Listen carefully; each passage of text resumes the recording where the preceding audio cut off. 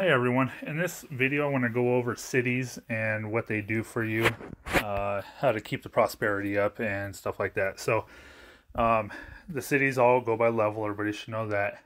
Um, each levels can be quite a bit more difficult than the last. So make sure you guys are ready when you're going to be taking these cities. If you're not sure if you can, do a test hit and see how it goes. Try to go right now, since everything leans towards cavalry. Try to make sure that the city is infantry, and you want to hit that city with all cav, of course. If you want to throw some infantry in there, it'll lower your amount of deaths, but you won't do as much damage.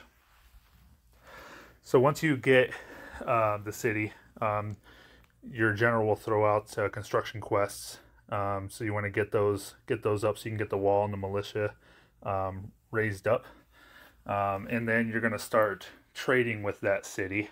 It won't do it automatically, so you got to make sure you go into trade, and you push trade, and you'll put a government god in there and start trading.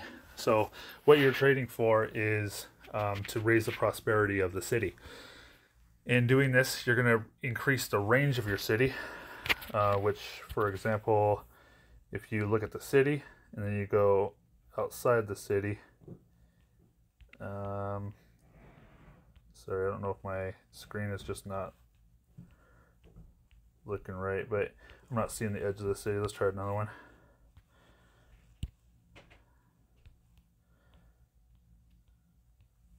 For some reason I'm not seeing it, but you'll see when you go into the city, it'll have an outline, and it'll be like darker, and then you'll see the range of your city.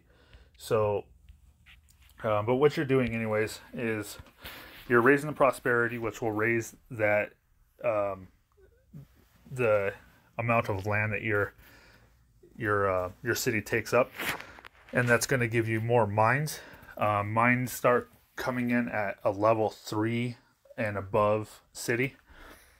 So as long as you take a level 3 city, I believe the mines start coming up right away.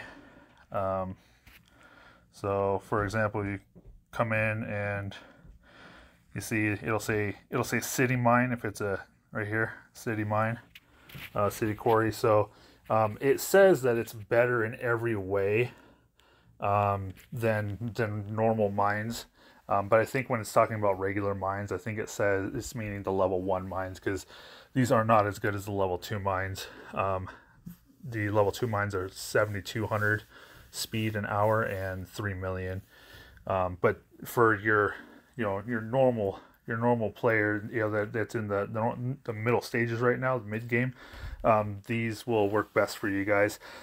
Other alliances cannot mine your city quarries, but they can attack them and loot them. So now that the rules have been lifted, you want to watch your mines. Don't ever put your guys on mines over, while you're not online. I know that sucks because everybody wants to mine when you're sleeping. So you can do that in the hopes that it will not be attacked, but it's just not something you can guarantee, because whatever, I don't know how it works with looting mines, if you get all of the copper that person has mined up to that point, or if you get a percentage of it. That I'm not sure about. But so yeah, you want to make sure you are using these quarry city quarries.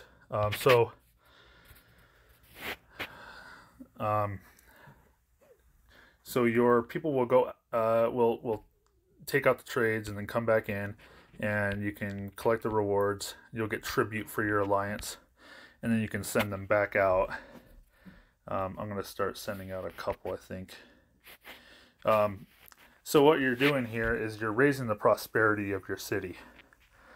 And what that is every time you make trades, you're gaining prosperity.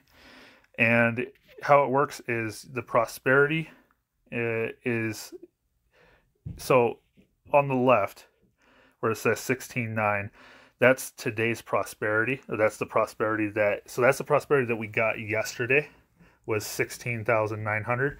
We have to get that amount or more today, otherwise our prosperity will drop. So if you don't get the same amount of prosperity you did today that you did yesterday, you're going to lose 1,000 prosperity. So your territory of your mind, of your city will shrink. So like, for example, like, so today you see the little arrow where it is. We have to get to that little arrow. We have to get to 16.9 or higher, and the prosperity will be increased a minimum of 500 as long as you hit what you did yesterday. And anything additional that you did for prosperity, say you hit your number and you went over 1,000, you're getting 1,500 instead. So so it's just it keeps pushing you to get that same number every day.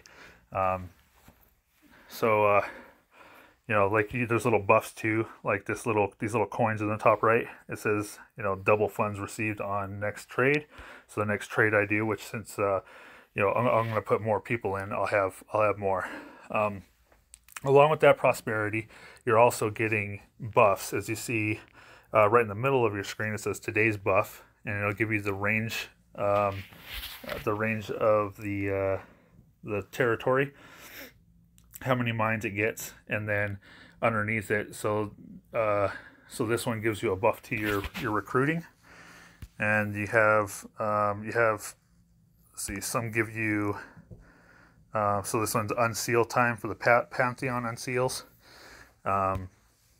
You have treasure hunt time reduced. So the higher prosperity, those buffs are going to get higher. So that's why you want to make sure you're doing your trades as often as possible. I set an alarm for mine, for as long as they're going to be out for. I'll set an alarm and just pop back in and just hit the quick complete, and it'll collect everything for you and send them back out.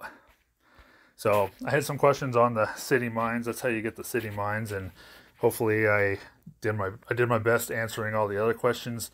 I'm not too versed with the cities, so I just had to do a little bit of research before doing this, and hopefully I got everything right. So hope you guys are all having a great rest of your day, and I will see you next time.